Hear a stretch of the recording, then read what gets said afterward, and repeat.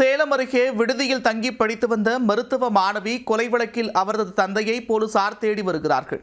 ஏற்கனவே திருமணமான நபரை காதலித்து வந்த மருத்துவ மாணவியை அவரது தந்தையே கொலை செய்தாரா?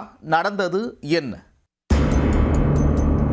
நெல்லை மாவட்டத்தைச் சேர்ந்த நெசவாளர் வரதராஜனின் மகள் வர்ஷினி சேலம் இளம்பிள்ளையில் தனியார் ஹோமியோபதி மருத்துவக் கல்லூரியில் இறுதியாண்டு படித்து வந்தார்.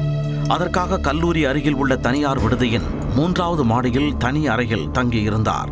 இந்த நிலையில் புதன்கிழமை வர்ஷினி தனது அறையில் மர்மமான முறையில் உயிரிழந்து சடலமாக கிடந்தார். இதுகுறித்து சக மாணவிகள் கல்லூரி நிர்வாகத்திற்கு தகவல் அளித்ததன் பேரில் உடனடியாக காவல்துறைக்கு புகார் அளிக்கப்பட்டது.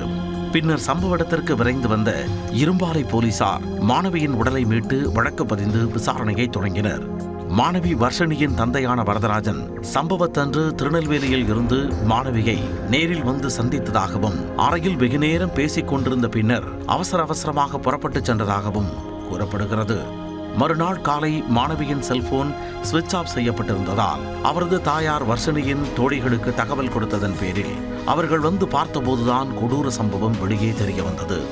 இவ்வழக்கில் வர்ஷினியை அவரது தந்தை வரதராஜனை கொலை செய்திருக்கலாம் என சந்தேகம் எழுந்துள்ளது. வர்ஷினிக்கும் திருநெல்வேலியைச் சேர்ந்த டேக்வாண்டோ பயிற்சியாளருக்கும் 1 வருடத்திற்கு முன் திருமணம் நடந்துள்ளது. ஆனால் அந்த டேக்வாண்டோ பயிற்சியாளருக்கு ஏற்கனவே திருமணமாகி 2 குழந்தைகள் உள்ளனர். அதனால் வர்ஷினியுடன் அவரது தந்தை மோதல் போக்கில் இருந்து வந்தார். ஏற்கனவே திருமணமானவருடன் பழகியது ஏன் என கேட்டு அடிக்கடி வீட்டில் சண்டை போட்டு வந்ததாகவும் கூறப்படுகிறது. இந்நிலையில் 5ஆம் தேதி வரதராஜன் தனது மனைவியிடம் இனிமேல் தான் திரும்பி வரமாட்டேன் என கூறியுள்ளார்.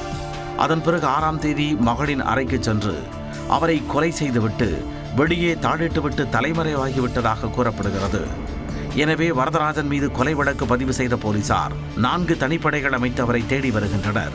வரதராஜன் பிடிபட்டால் மட்டுமே அவரது மகளின் கொலையில் உள்ள பல மர்ம முடிச்சுக்கள் அவிழ்க்கப்படும்.